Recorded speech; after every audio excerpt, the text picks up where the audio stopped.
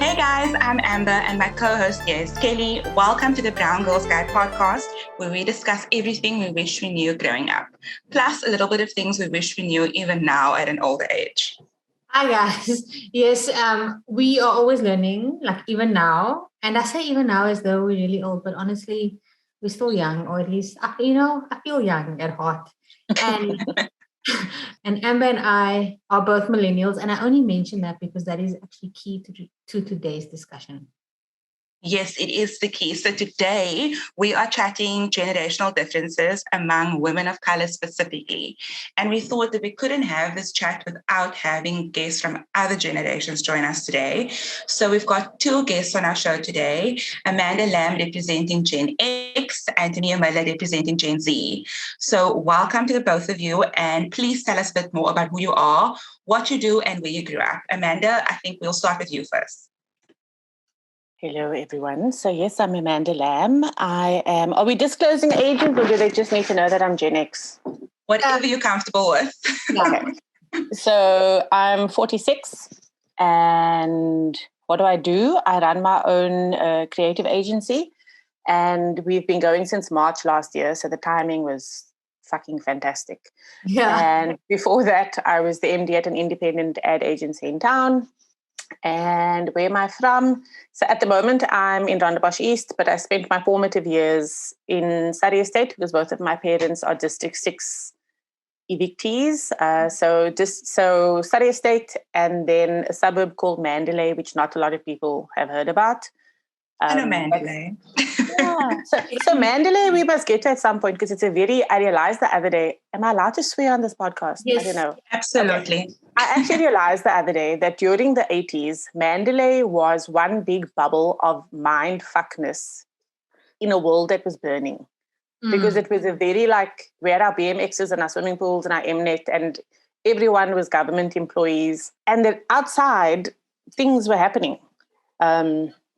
So that's where I grew up. And what I do is I run a little agency. What I've done in my career is advertising on the agency side. And then I spent a big chunk of my life on client side in the marketing space. And I think that's enough for now. Perfect. And Tamia, over to you. Hi, everybody. My name's Tamia Muller. I am 19 years old. I just recently turned 19. What I do is I'm currently a wine hostess at the Grendel Wine Farm. And I'm currently also rewriting some of my matric subjects at the end of the year. I currently stay in Monte Vista, previously in Grassy Park, and I spent a lot of time in Strandfontein as well because that's where my mom came from. A little bit more about what I do. A wine hostess is someone who would explain wines to customers and provide wine tastings, something I never thought I'd actually be doing since, I'm sure Kelly knows, but my mom and dad don't drink. So I've never been in contact with alcohol much. So it's something I never thought I'd end up doing. But I must say I'm really enjoying myself and it's really opening a lot of doors for me. I see myself maybe going into winemaking next year when I apply for university, things like that. Oh, wow. And yeah, that's about it for me. That's so interesting. And thank you for joining us today, guys. We really hope and we are sure that it will be an interesting discussion today. I also spent a lot of my formative years in Strandfontein. Grew up there, only moved out when I was 25. But also went to school in the southern suburbs. So it was very much like I was torn between the Cape Flats and the southern suburbs, and I was what the Strandfontein people would call a fairways coloured, even though I lived nowhere near. Oh my God, I was also called that. A fairways coloured, a sturdy coloured, all of those. No, same. All of those words. So Amber and I usually kick off with what we're drinking or sipping on at the moment, just while we record the episode, because it's meant to be a fun and relaxed conversation. So I feel I want to say I feel like our answers are really gonna depict our respective generations, but also maybe not. So because now I know that Tamia is a wine hostess, so for all I know, she's drinking a bottle of vintage red wine. So Amber, let's start with you, Amber. What are you drinking? I'm sipping on some Chenin Blanc from, let's say, Klein nice. Zalstra. It's a hot day in Cape Town, so it feels appropriate. And Ambulams, what are you drinking? I feel like I saw gin in your hand. Well, since it's a hot day, it's the perfect day for G&T. So I'm having gin and tonic with a lot of ice and a couple of slices of grapefruit. I don't know what the gin's name is because it came in that little advent calendar of gins that I have, but I'll check. So it's all the little shots of gin with the local gins in there. And this one's actually quite nice. I do need to check the name. How old is the bottle? Or like is it new Christmas like decor that's been brought out? No, it's like Christmas 2020. Okay. Yeah. Sure. Which I mean, it's nice, but it's okay, for a while. But Tamia is the young one in this episode, but also you work on a wine farm. Are you drinking anything? If you don't drink alcohol, that's fine. But what are you having? I'm currently not drinking anything because I'm feeling a bit under the weather. So it's mostly water for hydration and everything. But I do really enjoy a champagne, a white wine. I do enjoy white wines more than red wines. So usually a Sauvignon Blanc, or I like our MCCs. So yeah, nice. That's what I would be drinking if I could. That's so responsible. I mean, like when I'm sick, I'm like, oh no, the alcohol will kill the germs. Yes, I have some whiskey. That is one way of going about it. So yeah, Amanda, over to you. What are you drinking? Well, so I'm usually a bourbon girl, which maybe speaks to our industry. I'm a bourbon neat girl, but this evening I'm having a Cab Sav. And I'm also not sure what it's called, but I bought it at the Norval Foundation when I was there the other day. So it's really nice. It's not too heavy. And that's what I'm having. Love a good Cab Sav. I can't do whites anymore. They make my jaws feel funny. I don't know what it is. I can't. It makes, I don't know how you would say this in English, but when you get a thing in your carcabiana, it's like a... So yes. I can't. I'm very sad. I can't do a Sauvignon Blanc anymore. And it used to be my favorite. Now, does that come with Is there something for us to look forward to? Oh my God, I hope not. I also developed a seafood allergy a few years ago. So I really hope it's not got anything to do with AIDS. Really. Oh my days. Okay, so now that we've discussed what we are all drinking this evening, let's fully jump into the episode for today. So as we mentioned, today we are diving into generational differences, and we are so keen to get different insights into how we all grew up and how it's shaped or is shaping our present and future. So growing up colored or brown in South Africa means, different things to different generations. For some, it meant growing up during apartheid, and for others, it meant access to more. And for many of us, it means that they were born free. Exactly. So, for me, I was born in the late 80s, but I grew up in the 90s, so I don't really remember apartheid. So let's jump into the first question. As the first question, Amanda, this one is for you. What were some of your biggest community challenges when you were growing up? Look, I think we were always on some level. So I was born in 75, right, which was a lifetime ago. So I finished school in 92, which was just before the Rainbow Nation theoretically hit. And probably for me, the biggest challenge, I have apartheid memories, but I only connected dots when I got older. So I remember, I think it was a Thursday evening, and your parents will probably know this. Suburbs used to turn off all of their lights and put a candle in the window for all of the people who were being detained. That's one of my earliest memories of apartheid.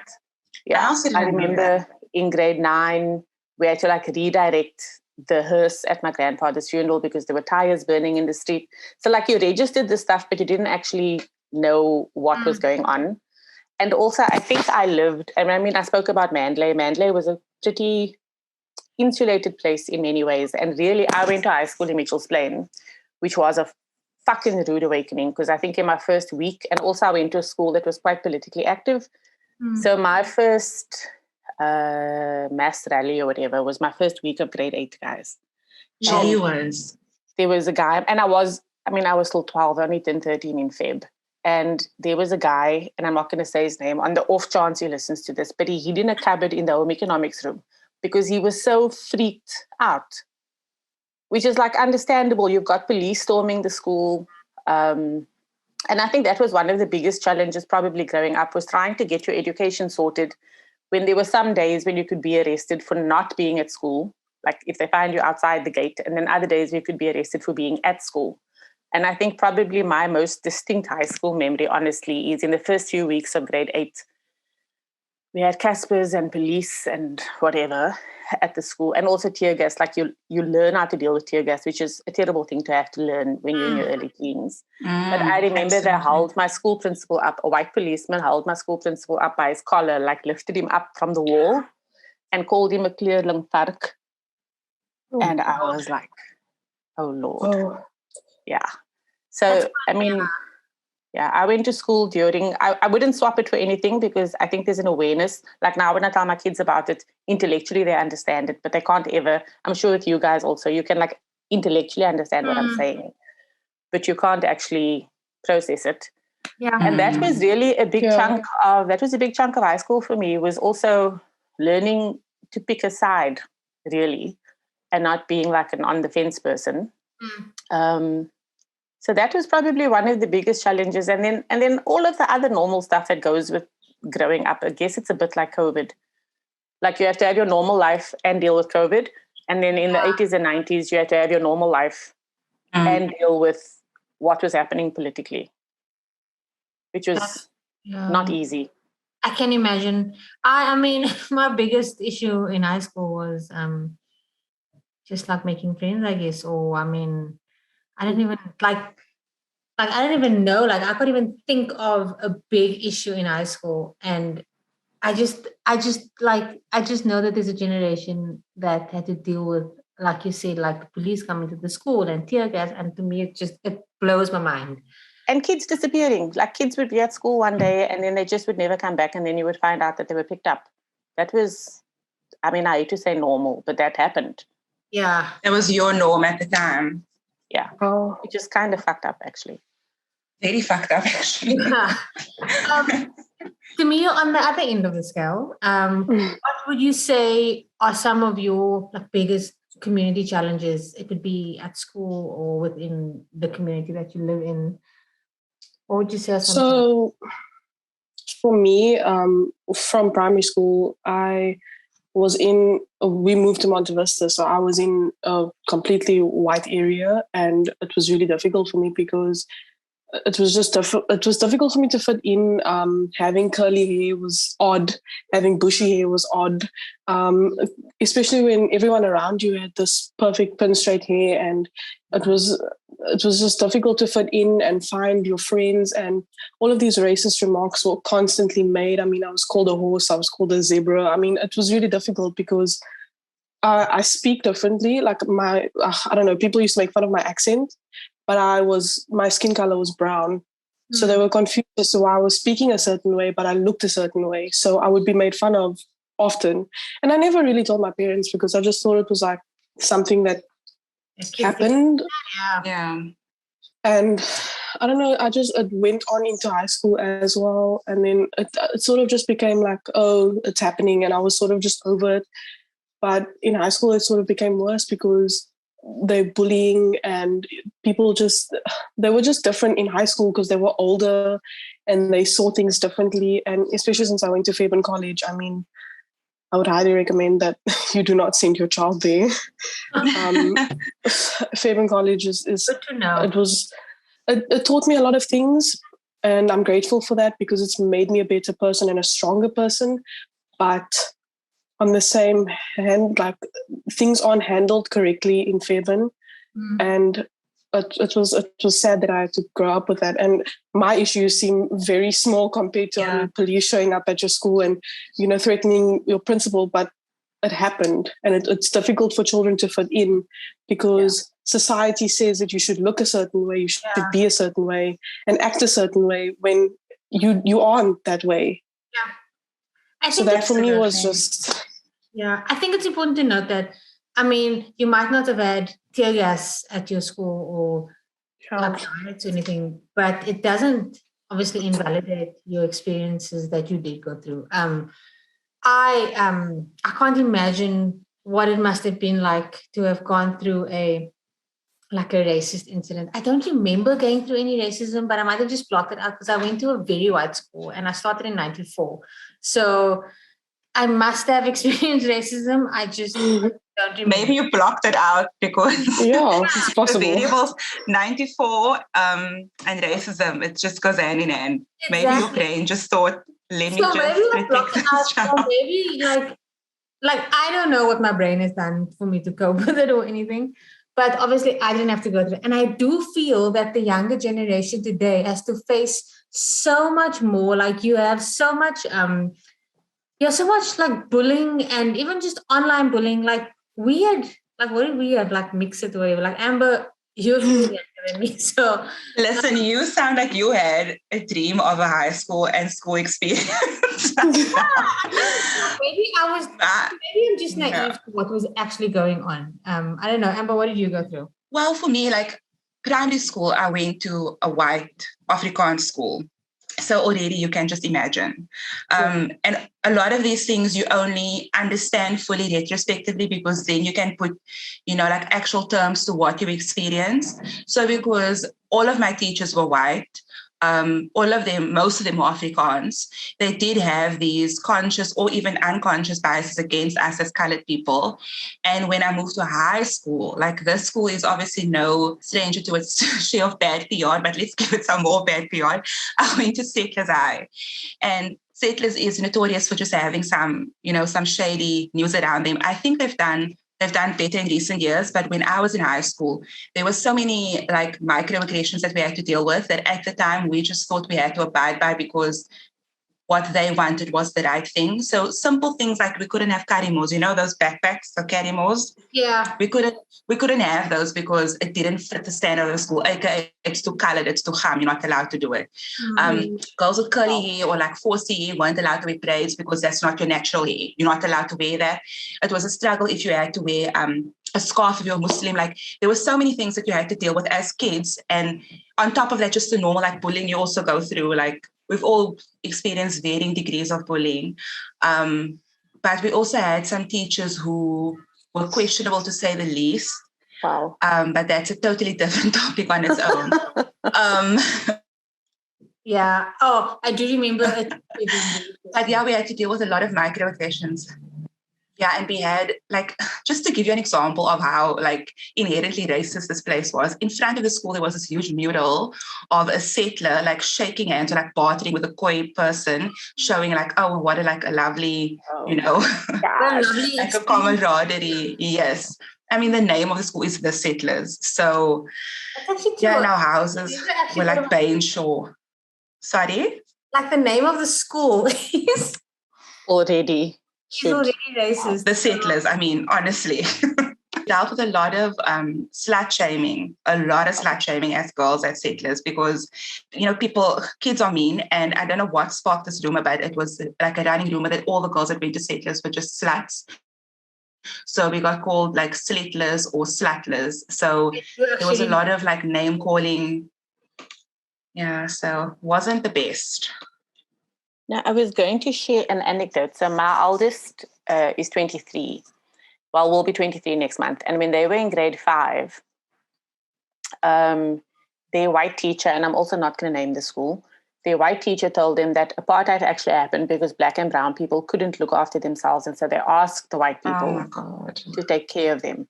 And I mean, my child is quite outspoken, and I've really instilled in my children critical thinking. And then actually say to the teacher, I don't think that's right. Like, yeah, I mean, they're right, But say to the teacher that's not really how my family's explained it to me. Like, I don't think that's true. And then the teacher said they read it in a book.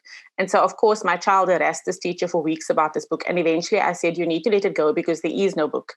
And the child said to me, I know there is no book, but I need the teacher to admit that there is no book. So after it went on for many weeks, and at that point, my mother and H read Long Walk to Freedom. Really. And H eventually said to the teacher, your job is to teach us the facts and not your opinions, which in grade 5 that's bold. That's bold. Yeah, but also that people are teaching that, man.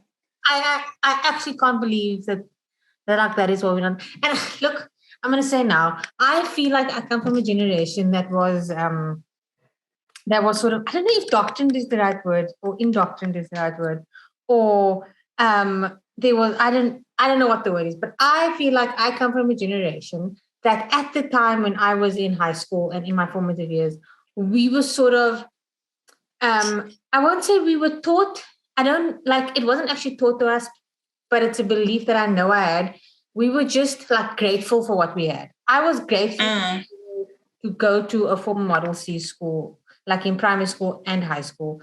I was grateful to not have lived like through the apartheid years. I was grateful to get opportunities, and therefore we didn't speak up, and therefore we were more like politically outspoken. And I feel like the generation now, or the young generation now, like Gen Z, have just had enough. They're just like, no, we will be politically like outspoken. And I think that is like actually a very admirable a trait to have, because as I want to say, like as an older millennial, we were just happy to just be where we were, to be honest. I mean, I don't speak for all millennials. I know many of my peers who are very outspoken.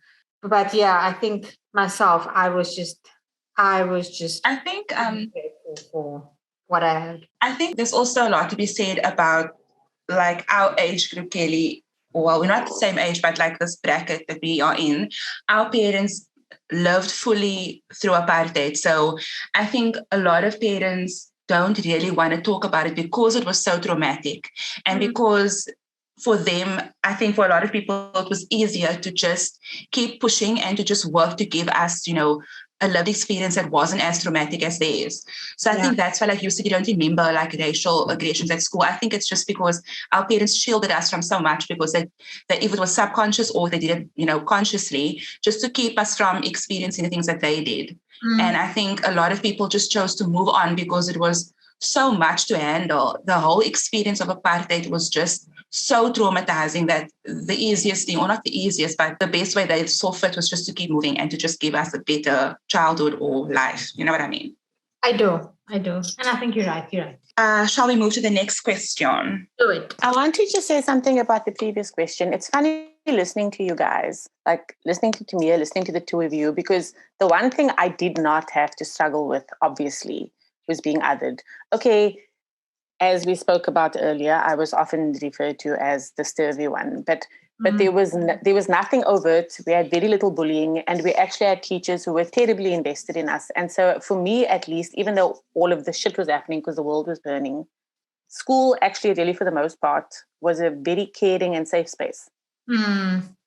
That's amazing. It's definitely not like that anymore. I wish it was like that. And I think it's great that it was like that for the older generations. I mean, obviously there was like other shit to deal with. But yeah, it's quite interesting. Yeah, I think for younger people, code switching is a very real part of growing up, because you're navigating two very different worlds. Yeah. Cool. Amanda, this one's for you.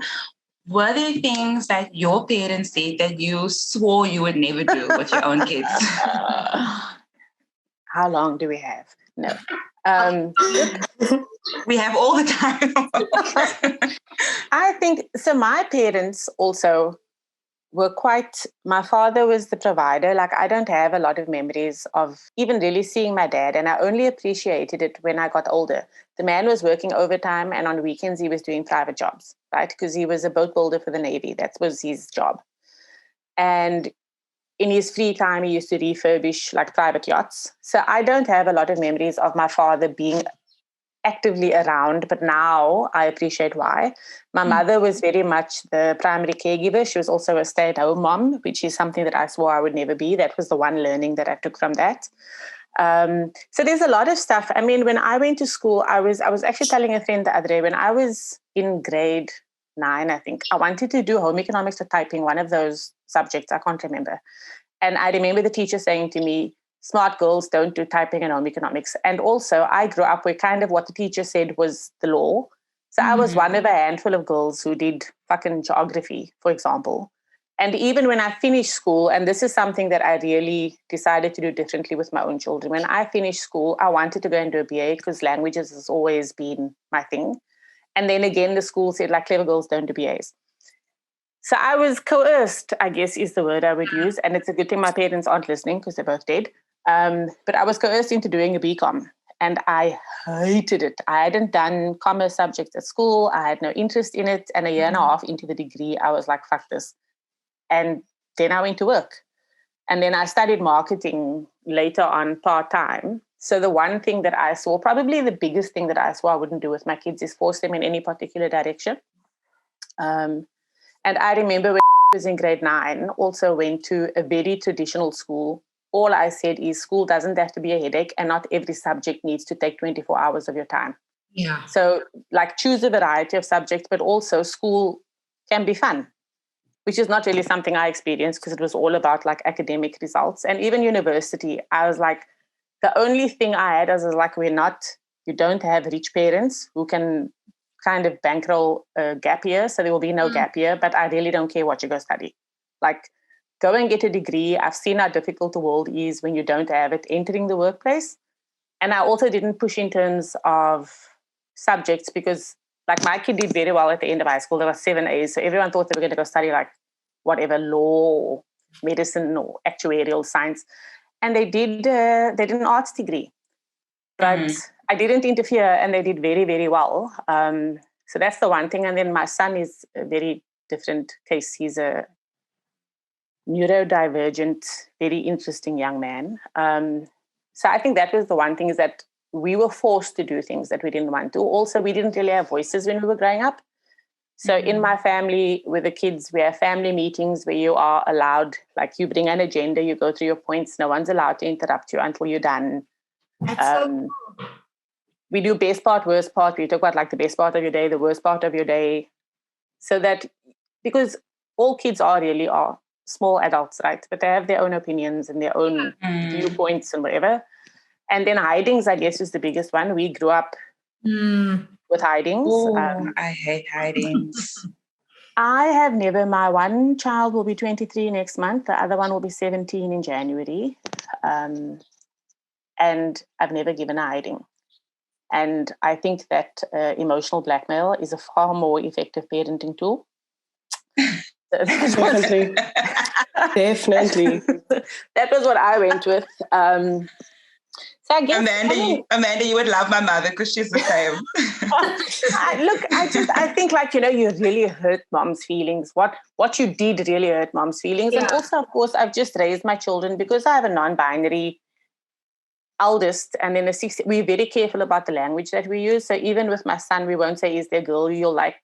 We'll ask, is there someone that you like? So we're very careful with like that kind of thing. We don't tolerate. Whereas in our family, I mean, older people are problematic. They use language which really was not okay. And I think actually probably largely thanks to having a non-binary child, we've had the world open up in terms of how you can even unwittingly just fucking hurt someone's feelings. Yeah.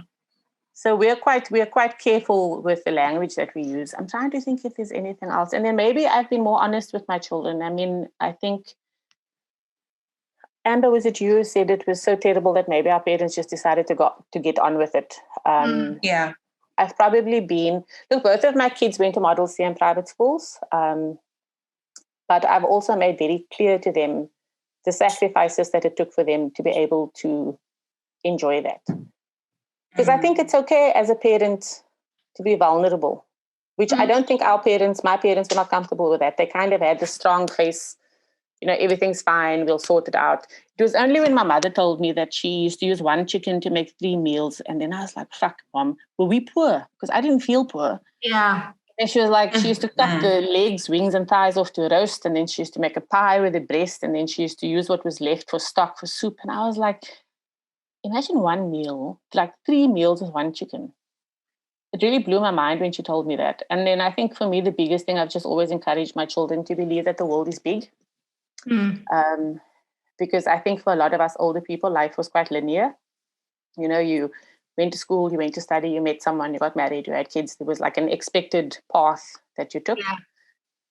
And I've tried to encourage my children to really not think like that. I think that's probably the biggest difference. I love that. And Tamia, is there anything that your parents did or do that you don't think is valid for your lived experience, your generation, and those to come? I honestly speaking, I feel I have a very good relationship with my parents. I feel that there's nothing I aspire to be the parents that I have. they really are the best role models. Sometimes I just feel I wish my father would be a bit more open and honest with me. But I guess in the household that he grew up in, there wasn't really an option for him, So that's just one thing I want. I would want to be honest with my future kids and, give them what my parents didn't have. And like my parents are pushing me to go to university because it's something they weren't able to do. And I really admire that about them, because they're trying to give me a better future. So there isn't really anything that I would say I would want to do differently for my future children. That's really cool. That's really cool. I would say my mother's parenting style is very similar to what Amanda just described. Because I grew up with just my mom. It was just her and I in the house. And she was very honest with me throughout my childhood about what was going on, how we were living, what needed to be done. So I appreciated the fact that there was always like an open door policy. There were, of course, certain things that, I felt I couldn't speak about, and those things would be addressed now that I'm an adult. But I felt for the most part that I always knew what was going on, and there was always a reason for everything. She always played open cards with me from when I was really young. Kelly, do you have anything that was different or anything you want to change with your 3 boys? So I think for me, a lot of mine is hindsight. So my parents divorced when I was late teens. So I was I know I was in matric, so I must have been like 17 or 18. And when you are aware of your parents' divorce, you sort of, and I think also because I was older, I was able to look at like their relationship and look at like what didn't work and what worked. And also like over the years, I think my mom and dad were like more forthcoming about like what worked and what didn't work in their relationship. And for me, I don't remember them being overly affectionate with one another. Mm-hmm. I don't remember them. I'm sure they held hands. I mean, also look, I just want to like put this on the record. I have a really shit memory. So they might have been cuddling on the couch every night, and I just don't remember it. But for me, like if I think about it now, I don't remember them fighting or anything. Like there were 1 or 2 fights that I remember, but like I don't remember like any tension or anything like that. But I also don't remember affection.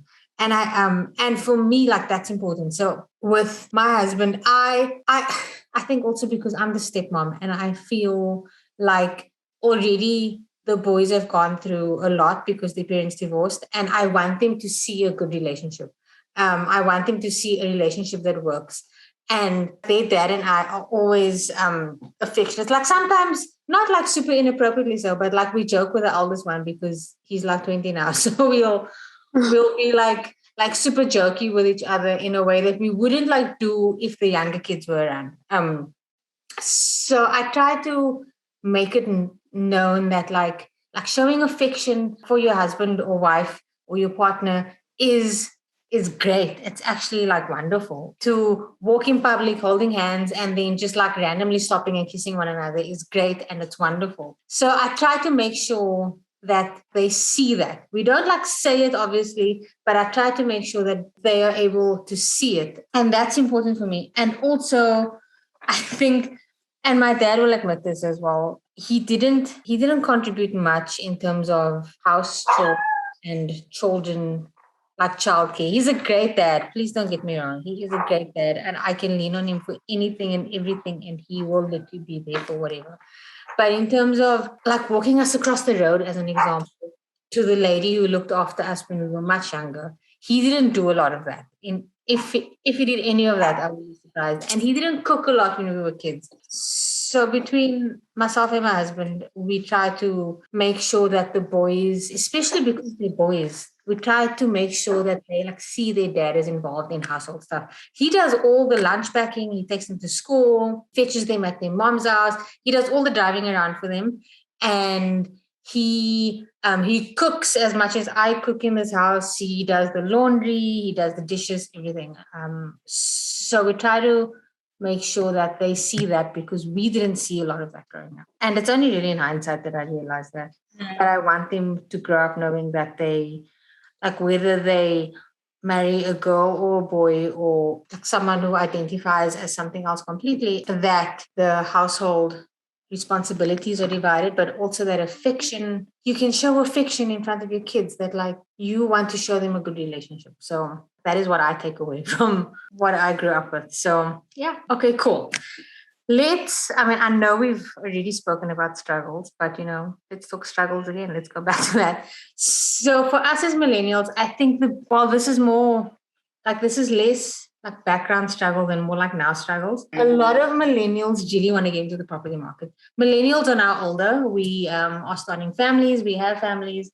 We want to get into the property market, but honestly, like it's just too expensive. Whereas like our parents were able to buy property when they were younger. Yes, I will admit that it was in areas that the government put them in, like Stamford, Mitchell's Plain, the so-called colored areas, but they were able to invest in property when they were our age, and they probably had a partner and kids and everything by the time they were 25, to be honest. So, Amanda, we're going to start with you again. Could you tell us more about the struggles of your generation? I also realized that like buying a house might not have been the biggest struggle or the biggest deal, but I am keen to hear about what your struggles were as you I feel like you guys are going to hate me when I talk about the property market. No. Not at all, because I'm not interested in buying property. I don't want to get inside this property market we all speak of. So okay, so look, I'm open to all opinions on it. So I got married when I was very young. I was 21. I would not advise it. It's not a good idea. Tamia, I'm speaking to you specifically. You're the only one it still applies to. But I mean, we bought our first house. I think I was 22 maybe. And it was a 3-bedroom house in Stamford, actually. And that house cost, a 3-bedroom house at that point was like 100,000 Rand. We sold that house after a year. And the house I'm in now, which is a pretty decent house, please don't hate me, guys, it was 270,000 Rand. On a 495 square meter plot. So like it's a proper decent house, and it's probably worth.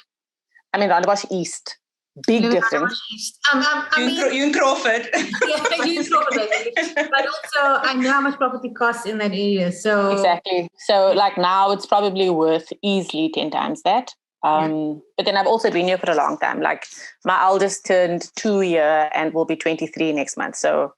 I don't, even like me now, I'm thinking, would I be able to afford to buy anywhere? I feel really sorry for younger people because I feel like the property prices are just fucking ridiculous. And in this neighborhood, particularly because people pay so much for the house and then demolish it and put up a triple story. Yeah, absolutely. So you're basically buying the plot. Yeah. Like we recently sold my mom's house because she passed away in November. And it sold in 2 days to a gentleman who paid cash for it.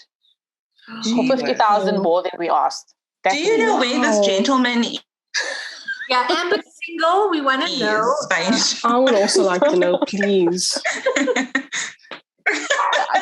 Actually, I mean, I remember when we first got a home loan, we just laughed and laughed for days that someone was stupid enough to give us 100,000 Rand to buy a house. Like, who does that? We were kids, basically. Oh, God.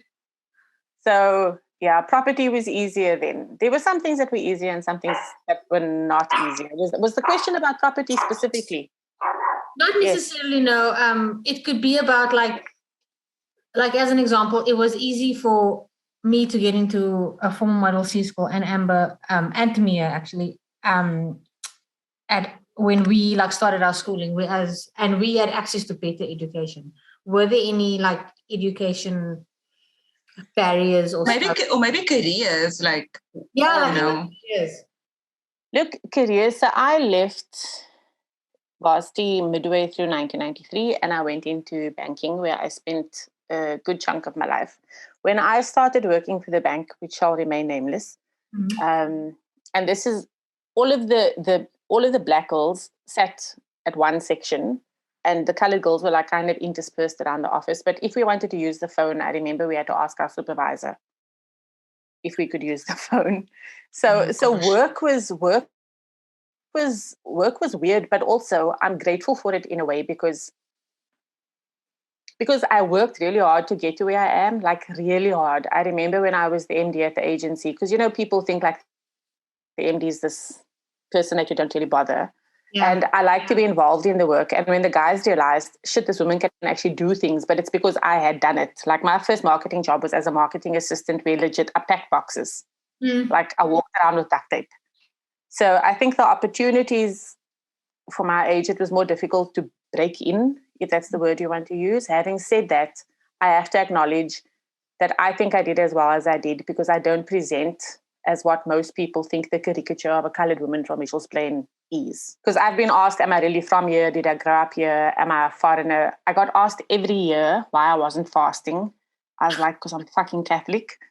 So people also just see you and you look a certain way and then they make all sorts of assumptions about you. Yeah.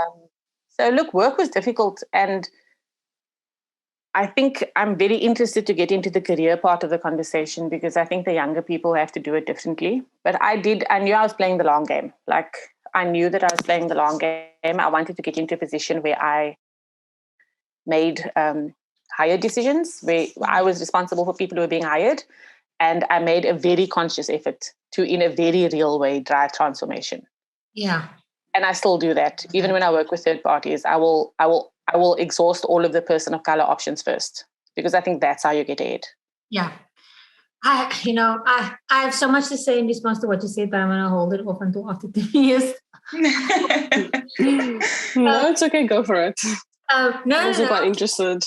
Let's get into you first. I'd love to know what the struggles are that the Gen Zers face today, and like, what are your worries about the future? Because I'm assuming at 19, you're not looking at investing in the property market, but like, are you concerned perhaps that you will never be able to get into it? Is it an interest like for you? Because Amber says she is happy to not get into it.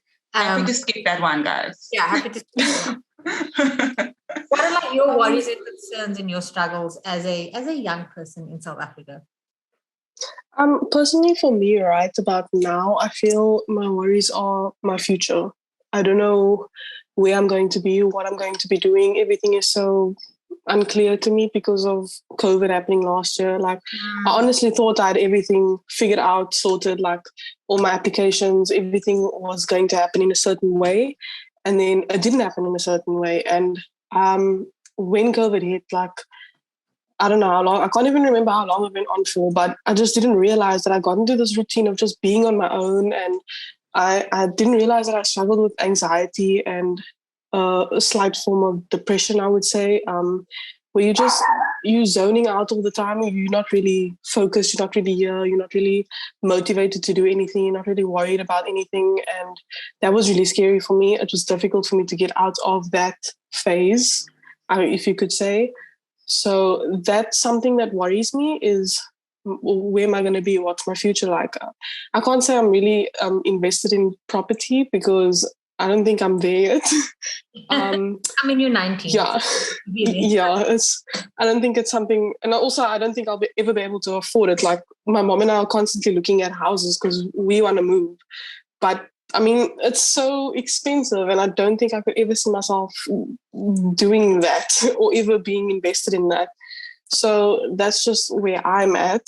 And it was really a struggle going through COVID, and everything kind of just took a knock. My marks were terrible. I wasn't the same person. I became so introverted, and that I feel is difficult for me, like becoming social again, you know. Also, during COVID, I picked up a lot of weight. So it's difficult for me to lose that weight now. And I feel like with my friends, I feel different because I picked up weight and I feel like I should look a certain way.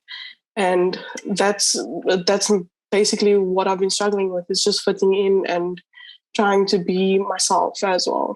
I have a quick question for you just off of that. How big of an influence, and I mean, I feel like I know the answer, but I'd love to hear it from you. How like big of an influence is like social media in your life? For me, I suppose as an older millennial, it's not as because I only started on Facebook when I was in university, and at that point there was no like WhatsApp, there was no Instagram, there was definitely no TikTok, no Snapchat. Yeah. Snapchat. I died. But we didn't have like like I personally didn't have those outside factors. When I was in high school, we literally had WAP internet on our flip phones. So we didn't have any of that. How much of a factor in your like struggles, I guess, is social media? Kelly, before you answer to me, I think I wonder if that is a fair question in terms of social media, because do you remember not having access to social media? Because I remember like my older aunties asking me, what's it with that phone? Why are you always on your phone? Why? Like, I don't know a life without my phone. Is it the same way for you with social media? Like, can you compare how much it's impacted you since you haven't really experienced not having social media as part of your like day to day? Do you know what I mean, Tamia? Like, is it like a part of your day to day? Like, can you compare like your experience with social media to not being on it? Like, was there ever a point where people weren't referencing Facebook? Tamia. Okay, let's go. So I actually tried, or I went through this period where I tried to be off social media because it was so toxic for me and my mental health. And there was definitely a difference. Like it's definitely an addiction, because you wake up and you want to know what's happening. You want to check Instagram. You want to go on TikTok. You want to do all these things, but you also shouldn't. You need to give yourself a break. And it definitely plays a big part in my day-to-day life. I mean, I have an addiction to TikTok. I really do. Same. So it has a big role in your life, definitely. That I find that really interesting, because I will log on to TikTok, but like just because I want to know what the hype is about. But I get so lost, guys. I don't know.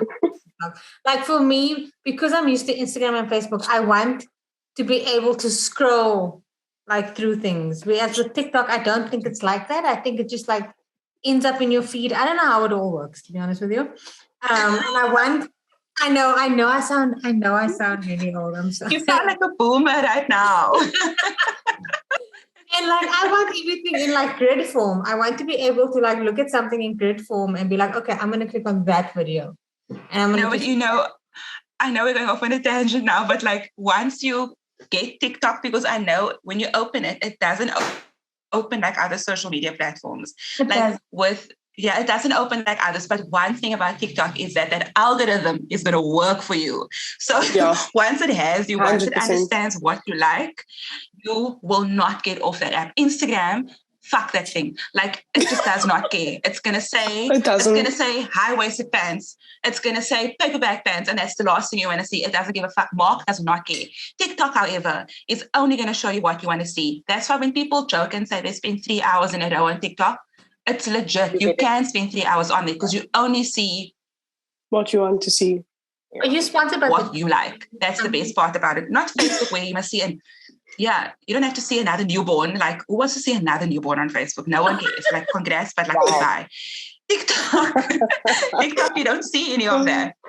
Amanda, you're very quiet here. What social media platforms do you use? So what I will say is, I'm going to make a comment which is going to make me sound really old, but I've been on Gmail since it was in beta by invitation only. I went on Facebook when it was in beta by invitation only. I just celebrated my 13th year on Twitter. And so for me also, because social media, because at one point I headed up a social media department for an ad agency. So I think because of the industry I'm in, you can't really compare my social media usage, I think, to a lot of other people my age, because it was kind of my job to know what was going on. What I will say is I fucking hate Facebook. Like I have a completely hidden away account only because I have accounts that I need to manage. But I feel like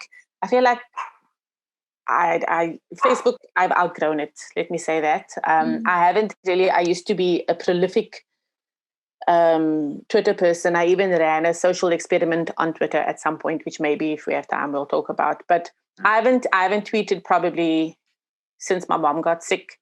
The only platform that I kind of still visit regularly is Instagram, but even there I very heavily curated what I see, because the problem with social media, and I've seen it with my own kids also. What you constantly are told is that you're not thin enough, you're not white enough, your hair's not blonde enough, whatever, right? And I think that really can be damaging at any age. So I have made a concerted effort on the one platform where I am still active, which is Instagram, is that I will say not relevant or whatever 1,000 times a day to make that algorithm better. But Amber, you're right. Mark doesn't give a fuck. But even like the people I follow, I'm quite intentional about what I consume on social because I've seen how it has a direct impact, irrespective of your age. And I think for women of color specifically, it has a direct impact on how you feel about yourself. Mm. And what I enjoy about TikTok, because I have a sibling who's addicted to it and so sends me 22,000 clips a day, is that it seems to democratize the dissemination of information, which I like. Because it's giving people, and that's the one thing I like about social media in a broad sense. Okay, maybe not the last few years, but before, no one cared if you were an MD or the tea lady or whatever. No one cared who you were. If you had something smart to say, or something funny to say, or something interesting to say, people would engage with it. Now it just feels like a really toxic, over-advertised on space to live in. Yeah, I think I must admit, I'm not a fan of Facebook. I'm still on Facebook and I want to say relatively active, not as active as I am on Instagram. Love Instagram, my favorite platform. And I realized it's the same thing. I will admit this to you guys, and I don't think I've even admitted it to myself until right now. But I'm still on Facebook because the older people on Facebook, and I would say older people, or like the people my age and older on Facebook, really find me funny on Facebook. So my funniest things there, and then like you get the reactions and whatever. And for me, like that's great. Whereas on Instagram, and I'm definitely not on TikTok, it's not quite as rewarding in terms of my ego, to be honest. But I think you would actually like TikTok then, because Instagram is very much curated. It's very much like you have to put your best foot forward at all times. TikTok, I'll laugh for 10 minutes because someone is uploading something with no filter and it's just so relatable. And a lot of TikToks are just people like going about their day-to-day realistically.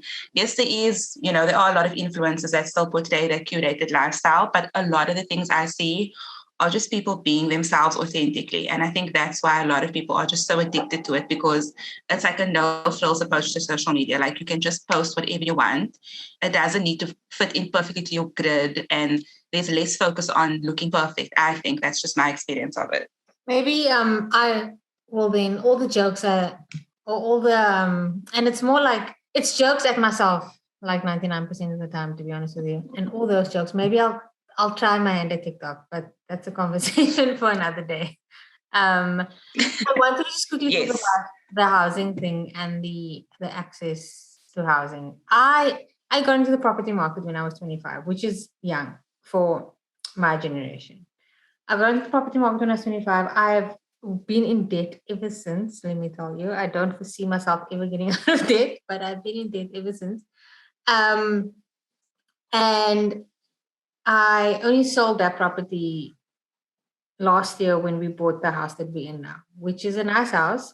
Would have gone for maybe 250,000 back in the day, but was a lot more than that last year. And I am appreciative of the fact that I could get into the property market. And that is something which I always wanted. I started a unit trust account when I interned, which was probably when I was 20. I don't know how I had the foresight to do that. And I started a unit trust then because I knew that I wanted to get into the property market. But I find it interesting, Amber, that you don't have any interest in that whatsoever. Please do tell. I honestly I'm really not bothered by it. I know a lot of older people are like, it's such a good investment. You're supposed to invest in property. It's an appreciating asset. I sincerely don't care. I really am not that interested in having property. I think it's a lot of money to be tied to. The idea of having a 20 or 30-year bond makes me break out in hives. I just cannot commit to something for that long. And I know of people that have invested in property very young, not you, Kelly, I'm not shading you on our own podcast. It's someone else I'm referring to who bought a property at a really young age. And they then sold it like not even 2 or 3 years after because they were moving in with their partner. And since then, they've always been in debt and they had to go into debt just to pay for like the transfer fees. And I have no problem with renting. I think it's convenient for me. And I've just never been pushed for it, I guess. Like growing up, it's not something I was taught that, you need to plan investments. This is what you need to do. It's just something was never a priority for me. Maybe one day it will be when I feel like it makes financial sense for me. But for now, it's just, I just don't care about it. I'm going to say something controversial as a property owner. I 100% agree on that. I think that property ownership is the biggest scam. Okay. But yay, finally someone on my team. I also think, like, if you look at socioeconomically where our parents came from, so my parents owned a property, sure, but there were also other people of my generation whose parents rented forever or are still renting. And so I think that, I think that it was a visible proof of prosperity. Like you needed to own a house. The debt is crippling, Amber, you are right. And you kind of have to make peace with it. But I can't say that I feel like my life has been enriched in any way by owning a property. I would be, and it's going to sound weird, but I don't think I'm overly invested in the house that I've been in for very many years. And I feel like I could very happily go and rent. But I was with a partner for whom ownership was extremely important. Also, like, wouldn't live in an apartment, wanted a freestanding house. And I think it's the same like when our parents make, or probably your old grandparents make, like 7 different kinds of meat at Christmas. It's like a sign of prosperity because their parents couldn't. Absolutely. I agree. And there's always been, not always been, in my experience growing up, there was always a stigma about growing up in a freestanding house versus growing up in an apartment or flat. Like if you live in a freestanding house, you seem more accomplished, like more progressive. And people who lived in flats, you typically had less. So I think that's where a lot of the pressure comes from for colored people. Yeah. To have their own property. I think the property conversation actually is a conversation on its own. Yeah, I think so too. So we are just very conscious of everyone's time, and we don't want to keep you till midnight. So I'm going to merge the last 2 questions sort of into one. So we know that each generation has, their own preconceived ideas and conceptions or misconceptions actually about one another. So Amanda, what in your opinion is the biggest myth that younger generations believe about your generation? And in the same breath, I want to ask specifically about Gen Z and millennials. They are known to be like more fierce and more, progressive. Is there anything in particular you admire about the younger generations? Look, I think the biggest myth that all 3 of you probably experience with your parents is we are not as stupid as you think. And so all the bullshit you tell us when you get home at 3 a.m., we believe it, but we actually don't. We actually don't because we've been there. Again, I think I'm lucky the industry that I'm in that I'm slightly more aware, and so I'm able to be slightly more relevant maybe to my kids' experiences. What was the first part of your question, Amber? I'm on my second glass of wine. Was what, in your opinion, is the biggest myth that the younger generations like Gen Z and millennials have about Gen X? I've actually really never thought about that question. That is a weird. I think maybe the biggest misconception for me as a colored woman is because I've also been called a sellout in the course of my career. Mm-hmm. And I don't think that the younger generations always appreciate what people in their 40s and up had to go through to make the world a more comfortable place for younger people. So I think like when younger people say you don't understand, we do understand. We understand because we live things that you can't even really think about. And even from a parenting point of view, I think one of you said earlier, like your parents just wanted to not share all of the painful stuff. But like career-wise, I don't know if you guys realize how hard, okay, I'm going to speak for myself. I don't know if a lot of people realize how hard I worked. I mean, also my name is Amanda Lambe, right? It doesn't give anything away. You don't know you're going to get a brown person. Yeah. So I've been mistaken for my PA many times. I've been in meetings where they're like, oh, we're just waiting for the MD. And I'm like, I'm in the room. Wow. I was called my girl by a white gentleman who probably doesn't listen to this podcast, who's maybe like 6 years older than me, because I did something well. And he kept saying, so well done, my girl. And eventually I took him out for coffee. And I was like, first of all, I'm not your girl. And secondly, I head up a department. So you should be surprised if I don't ace it. And thirdly, I think there's a race and gender bias to what you're saying. And I think like it's, I mean, he was deeply offended, obviously, because he's in his 50s and white. But white man's ego. You know, there's a saying, and you can take this out when you edit it, have the confidence of a mediocre white man. It's not a lie. Please not take it out in the edit. It is not a lie, because I've worked really hard. And I think the biggest misconception, I'm going to wrap two answers into one. I think the biggest misconception is that we're out of touch, because I don't think all of us are. I think we might surprise you by how in touch we are, but also that this is a parenting answer, but it applies, I think, to all of you who have older parents, is for people to actually understand that, yes, we are your parents, and yes, we have jobs, and yes, we try to do the best for you, but also we are people going through our own processes and development and growth and shadow work and all of that stuff. And it's tricky to be a parent and be a person who is coming into themselves at the same time, because you kind of see your parents as that is the way they are and that is the way they've always been, which is really, for me, not true. So I haven't actually answered the question, but I think I've kind of answered the question. And then I think really the biggest misconception for me, I guess, is that people feel like people in their 40s are, especially in our industry, are no longer relevant, when actually I think that the opposite is true. I think if young people take the time to learn from older people who are willing to teach, which is a passion point of mine, we can help you not make a lot of the same missteps that we did, because a lot of us learned the hard way. Yeah. So I don't know if that answers the question. I agree. I actually have something to say in what, just to add on to what you previously said.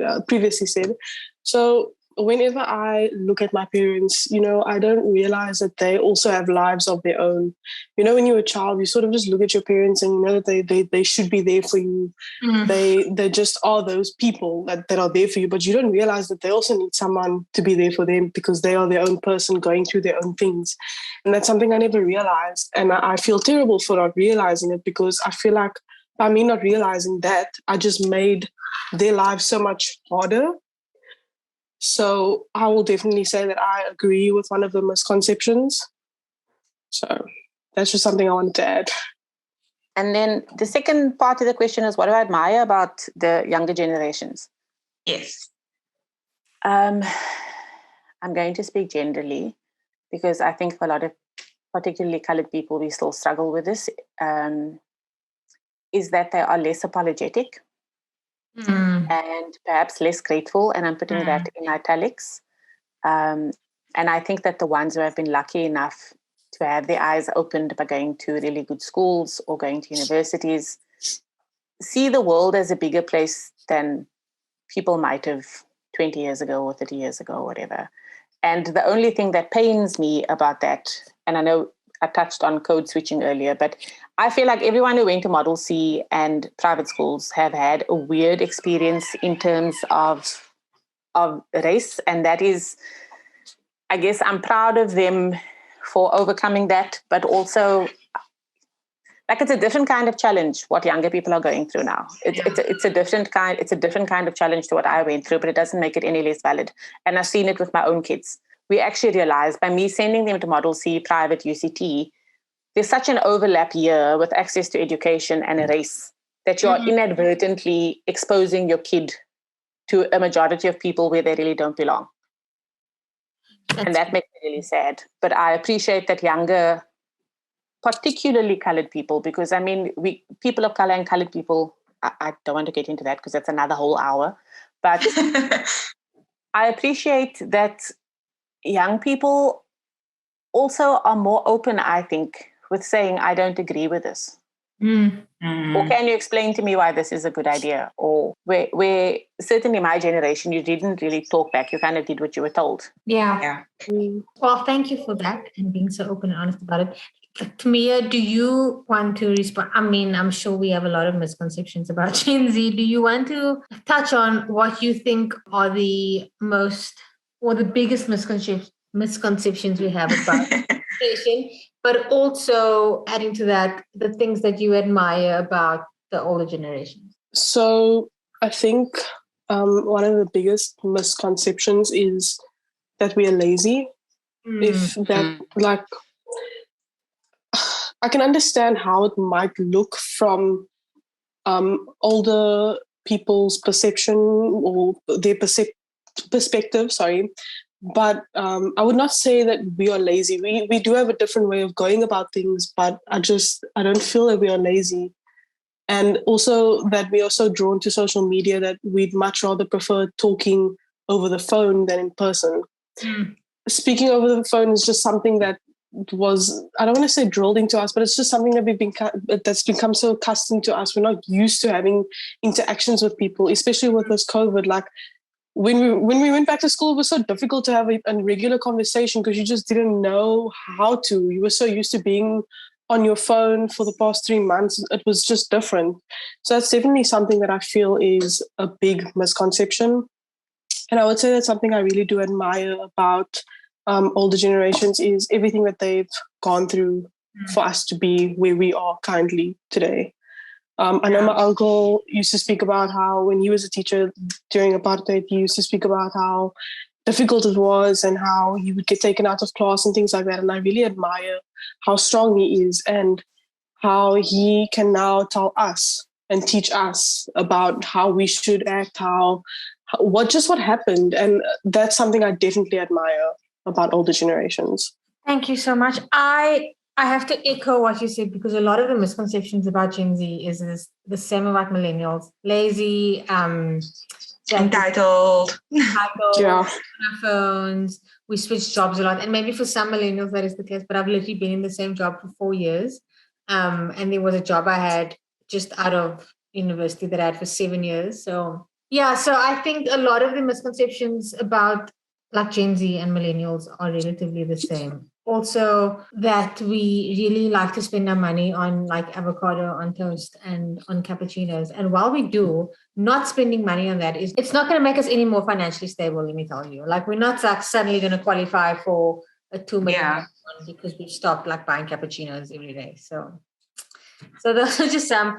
But I have to admit that I do also, in terms of the admiration, I have to agree with Tamia. It's everything that the previous generations have gone through, especially for people and women of color, everything that previous generations have gone through to get us to where we are today. I would never have gotten the opportunity or the opportunities that I have if it weren't for my parents staying on definitely. schools that we went to. Also, just everything that they sacrificed. I know that there were times when we ate lean.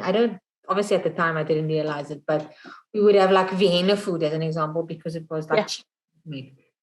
Because of the sacrifices they had to make to afford to send us to a school in the southern suburbs. So I'm grateful for it and I admire the sacrifices that were made in order to give us the lives that we have. And on that note... Wait, hold on. I had the realization, I think, when I had my own kids. Because I think parenting, and Kelly, if you're the stepmom to 3 boys, you'll understand this. Like it's an incremental process. All you want to do is you want to make your kids' lives better than yours was, right?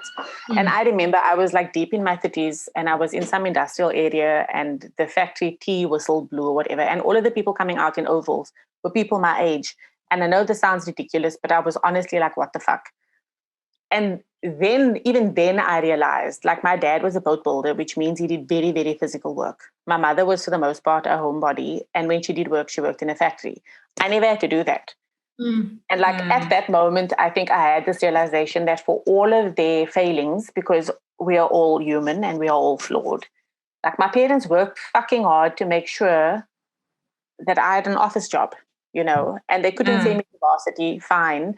I made sure that my kids went to great schools and went to university. And it's like an incremental process. And I think once you appreciate that, you also tend to cut your parents more slack, because it's very easy to be like a sulky 16-year-old. You don't understand me. You hate me. I hate my life.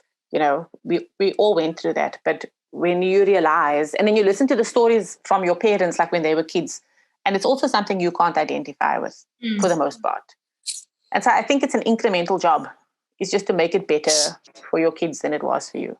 Yeah, 100% agree. And I think for my generation, especially, like, I'm also just concerned about that we're spoiling our kids, but that's a whole different conversation. If you love them, you can't spoil them, Kelly. It's you are allowed the to myth of spoiling. Love them. You are allowed to love them and give them what they need, and not have them turn out to be assholes. I know. And I just, like, there's a lot of guilt that comes with it. It's like, oh, you don't know the struggles of what we had to go through, whatever. And it's just like, but we also don't want them to go through those struggles. We don't want them to know Exactly. I mean, I always say to my kids, there are things that it's not your job to worry about, that it's my job to worry about. 100%. But also, guys, thank you. I'm very wary that we have gone over time by quite a bit. So I'm going to wrap this up here. It was honestly a great conversation. And I almost feel like we could turn it into a 3-hour conversation if given the time.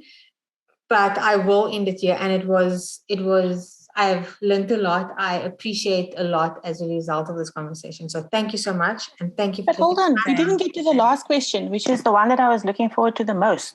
Any advice you'd like to share?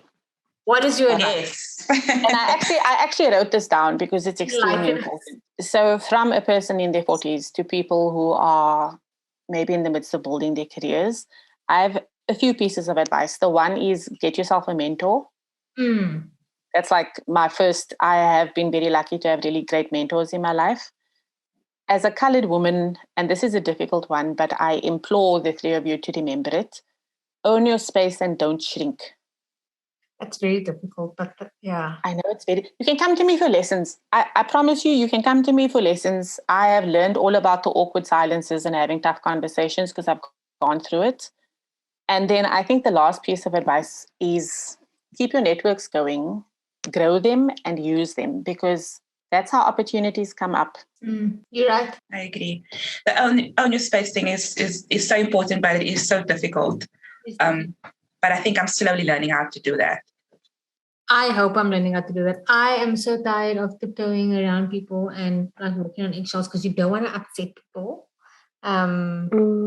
But because you know, like you don't want to be too outspoken, or you don't want to be too PC or too whatever it may be. But yeah, because you always look. I think you're always going to offend someone. So I think the secret is probably just to be authentic. But I've also learned how important it is to speak your mind in a respectful way. Because just too many colored women, particularly, we navigate like kind of on the outskirts. You know, we don't want to make waves. We don't want to be the angry one. We don't want to be the constant troublemaker.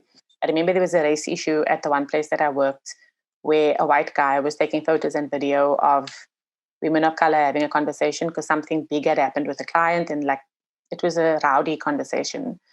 And he said to me that he had taken the footage to show my then boss about these people. Now you know what's going to piss us off is these people.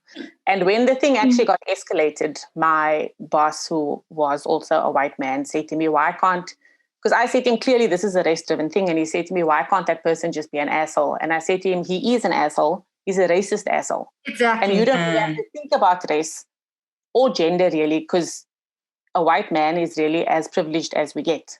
Yeah. So when something happens to us as women, particularly of color, of course we're going to think about race first, because it's 99.99998% based in that. Yeah. So, I would love to carry on this conversation. So, like, I'm so inspired and triggered in many ways right now. But I won't go there. We'll keep that for another episode. It honestly has been an enlightening conversation. And Amanda, thank you so much for sharing and Tamia, thank you so much for sharing. Thank you. We are going to leave it here for today. Thank you for being our guest, and thank you to all who listened to us. We hope that you have enjoyed this episode. If you are not yet chatting to us and you are not yet following us on the socials, we don't have a TikTok account, but you can find us at Brown Girls Guide Pod and on Twitter at BGG Pod. Yes, and if you want to get in touch in a more formal way, you can also email us on info@browngirlsguide.co.za. Once again, thank you so much. It was lovely meeting you, Tamia. Amanda, I know you. It was lovely chatting to you. I had a lot of fun. I'm sorry that we hope you have a great evening, and thank you guys for listening. Yeah, thank you. And we'll chat soon. Bye. Thank you. Bye.